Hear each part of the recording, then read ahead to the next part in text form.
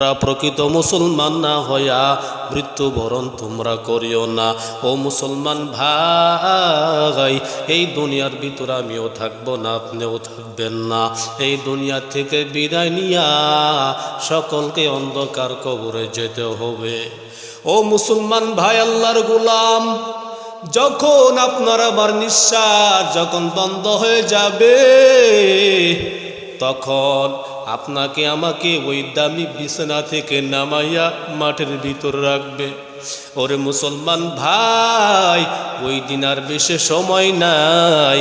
ওই দিন হলো আমাদের সামনে। কথা বলেন ঠিক কিনা? আল্লাহ পাক রব্বুল আলামিন বলে, বান্দা আমি আল্লাহকে ভয় কর, আমি আল্লাহকে ভয় কর। যদি আমি আল্লাহ পাক রব্বুল আলামিনকে ভয় করার মতো ভয় করতে পারো, আমি আল্লাহ পাক রব্বুল আলামিন তোমার জন্য কবর জিন্দেগি হাসর জিন্দেগি সুন্দর করিয়া দিব। ওরে মুসলমান ভাই, আল্লাহর গোলাম, এই দুনিয়া থেকে আমাদের সকলকে বিদায় নিয়া অন্ধকার কবরের বাসিন্দা হতে হবে। ওরে মুসলমান ভাই, আল্লাহর গোলাম, আল্লাহ তাআলা জানায় দেয়, ও বান্দা, তুমি যদি আমি আল্লাহকে পাইতে চাও, আমি আল্লাহকে মহব্বত করতে চাও, আল্লাহ তাআলা জানায় দে, বান্দা আমি আল্লাহর ইবাদত ব্যতীত আমি আল্লাহকে পাওয়া সম্ভব না।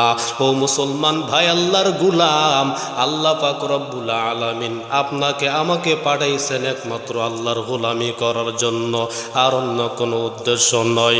ও মুসলমান ভাই, যাদের আমল সুন্দর হবে তাদের পরকাল সুন্দর হবে, আর যাদের আমল খারাপ হবে তার পরকাল তার খারাপ হয়ে যাবে। ঠিক কিনা জোরে কর ভাইয়ার আমার। এজন্য আল্লাহ তাআলা পয়গম্বর মাধ্যমে জানায় দেন, হুফরাতুম মিন হুফারিন নার, কবর হলো অন্ধকার, কবর হলো জান্নাতের একটা বাগান, আর অন্ধকার কবর হলো জাহান্নামের একটা গর্ত।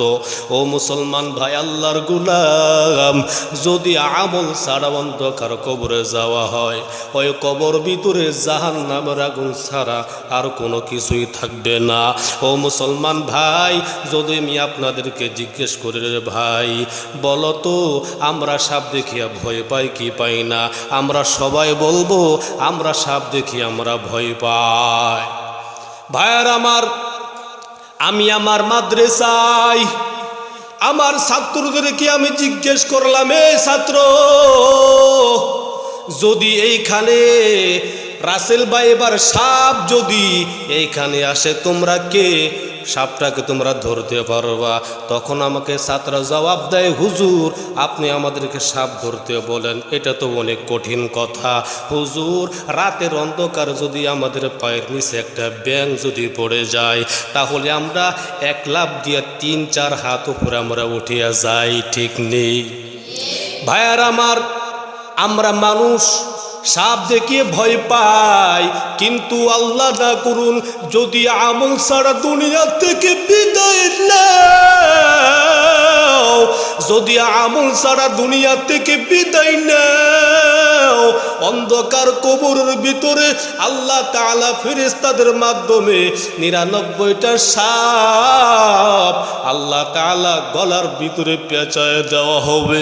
এরে মুসলমান ভাই, কিভাবে তুমি সহ্য করবার ভাই? এই জন্য ভাই, অন্ধকার কবর অত্যন্ত ভয়ানক জায়গা।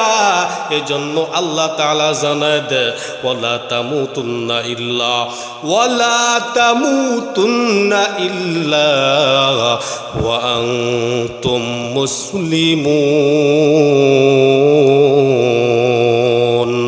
মুসলমানি বুয়াদ গরদন নিহাদন ইনায়েদন খদব দস্তে খাজাজাদন গরব সুরত আদমি ইনসাবুদে আহমদে বুজাহলা হাম এক সাবুদে।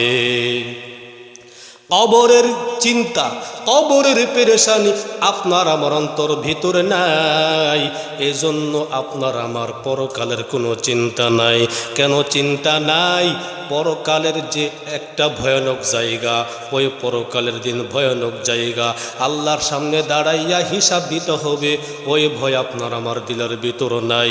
ওরে মুসলমান ভাই, ওই যে দেখো আল্লাহর পয়গম্বরের সাহাবী হযরত উসমান রাদিয়াল্লাহু তাআলা আনহু, যার নাম হযরত উসমান রাদিয়াল্লাহু তাআলা আনহু, কবরের সম্মুখীন দিয়া যখন যাইতেন, হযরত উসমান রাদিয়াল্লাহু তাআলা আনহু এত কান্না করত।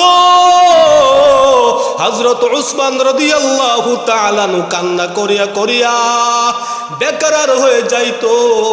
হযরত উসমান রাদিয়াল্লাহু তাআলা আনহু যখন কবর দেখে কান্না করত, লোকেরা বলতো, ও ভাই উসমান, তুমি যখন পয়গম্বর দরবারে থাকো, আল্লাহর নবী আমার যখন জান্নাতের বয়ান করে, জাহান্নামের বয়ান করে, তখন তোমাকে এমন ভাবে কান্না করা আমরা দেখি না। ওরে উসমান, তুমি এইভাবে কেন কান্না করো? উসমান, কেন তুমি কান্না করো বলো? হযরত উসমান রাদিয়াল্লাহু তাআলা আনহু বলল, ও ভাই, তুমি তো জানো না, মানুষের ইন্তেকালের পর কবর হলো প্রথম ঘাঁটি। ঠিক নি?